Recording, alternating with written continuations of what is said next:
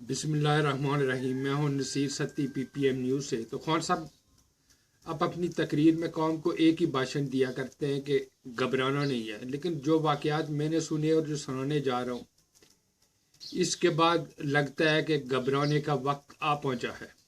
इत्तेफाक से कल मेरे कारोबारी दोस्त हैं, उससे मुलाकात हुई। मेरे पूछने पे कि कौम धंधा कैसा चल रहा है, कहने लगा हालात बहुत माड़े हो चुके हैं, कारोबार पहले ही नहीं था और इस कोरोना ने जो रही सही कसर थी वो भी निकाल दी है।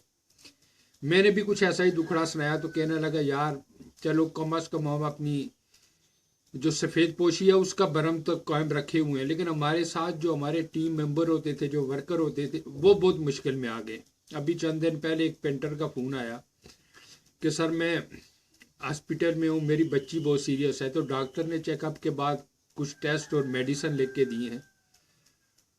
तो मेरे पास तो घर के चूल्हा जलाने के पैसे नहीं है, मेडिसिन कहाँ से परचेज करूं? तो अगर आप मेहरबानी करें तो कुछ पैसे मुझे भेज दे। तो कहने लगा यार, जब उसका फ़ोन बंद हुआ तो मैं सोचने लग गया कि अब क्या करूं, कैसे इसके पैसों को का इंतज़ाम करूं। तो पर्स टटोला तो उसमें से कुछ पैसे कम पड़ रहे थे। फिर बेगम से पूछा, उसने भी कहा कि नहीं मेरे पास भी नहीं है। कहता है परेशानी में मैं छत पे गया, पहले तो अपने रब से हमकुलाम हुआ कि यार अब मैं अपनी फरियाद तेरे दरवाजे पे लेके खड़ा था कि मेरी मुश्किल आसान कर, और तूने मेरे दरवाजे पे एक साइल को खड़ा कर दिया है, मुझे ही आजमाइश में डाल दिया है। कहने लगा ये सोच ही रहा था तो गली में से आवाज़ आई कि पुराना लोहा बेच लो, टीन डब्बा बेच लो। कहता है जब ये आवाज़ मेरे कौन से टकराई तो मैं देख रहा हूँ कि मेरी नज़रों के सामने कुछ लोहा पड़ा हुआ है। तो मैंने उस नौजवान को ऊपर बुलाया, मैंने कहा यार इस लोहे को तोला। उसने तोल के बताओ ये कितने का है?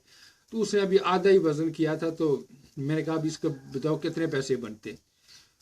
तो उसने जब टोटल किया तो इतने पैसे हो गए थे जितने मुझे उसकी पेंटर की जो बच्ची की जो मेडिसिन उसके लिए जो चाहिए थे वो पूरे हो गए थे। तो मैंने उसे कहा ठीक है आप ये उठाओ और मुझे पेमेंट करो। तो इस तरह मैंने उस पेंटर तक फिर वो पैसे पहुंचाए। तो लोग इतनी मुश्किल में आ गए।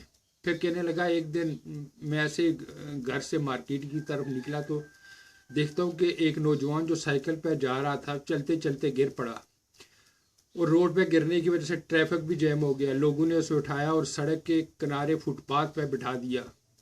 एक आदमी गाड़ी में से पानी की बोतल लेके आया, उसको पानी पिलाया। उसने थोड़ा सा पानी पीने के बाद जो बाटल है वो उसने साइड पे रख दी।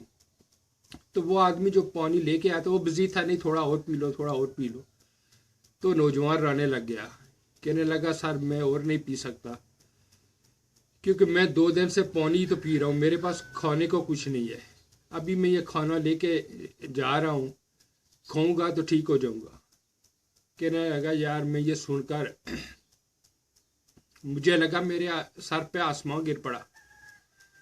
मैंने जेब में हाथ डाला तो एक अकलौता ही 500 का नोट था, क्योंकि मैं तो मार्केट में ऐसे ही निकल गया था।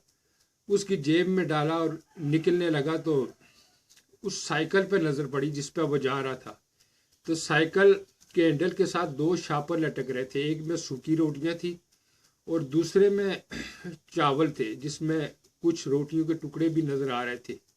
लग रहा था कि ये किसी ने खाना जो बचा हुआ खाना था वो इसको दिया।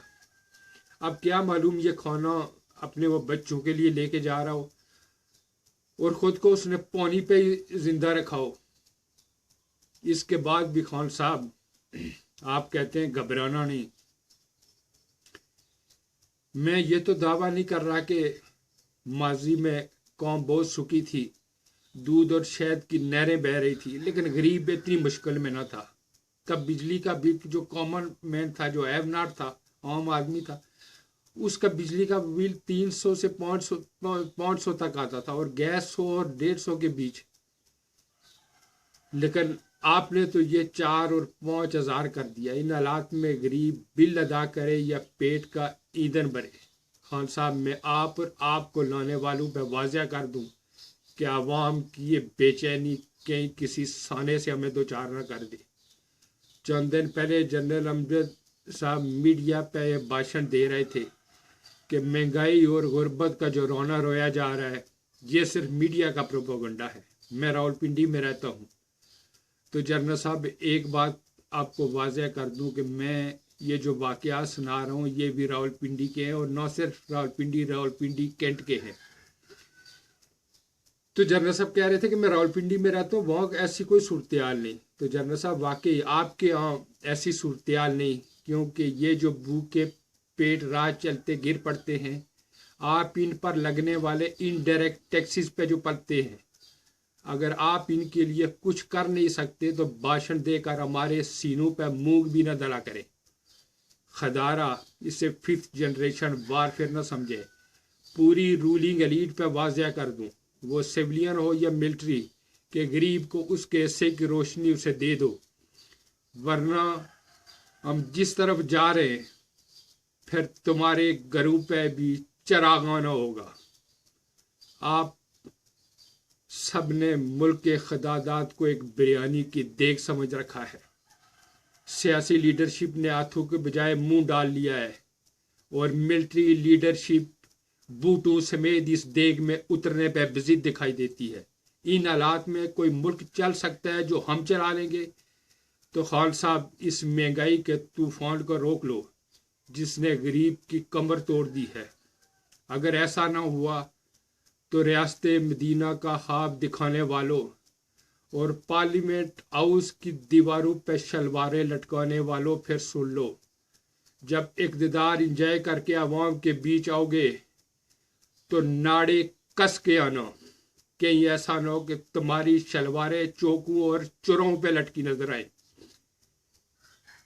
اور اگر یہ غصہ شدت اختیار کر گیا تو آپ کو لانے والوں کی شلواریں بھی خطرے میں پڑ جائیں گی۔ میں سب سے پہلے تو میں کوئی تلخ بات کی ہو تو میں معذرت خواہ ہوں، لیکن جن واقعات کو سننے کے بعد جو میرے جذبات ہیں، شاید یہ جذبات آپ میں بھی آ جائیں اور آپ بھی غصے کا اظہار کریں۔ تو اگر کسی کے دل پر گراں گزرا ہو تو میں اس سے معذرت چاہتا ہوں۔ Thank you.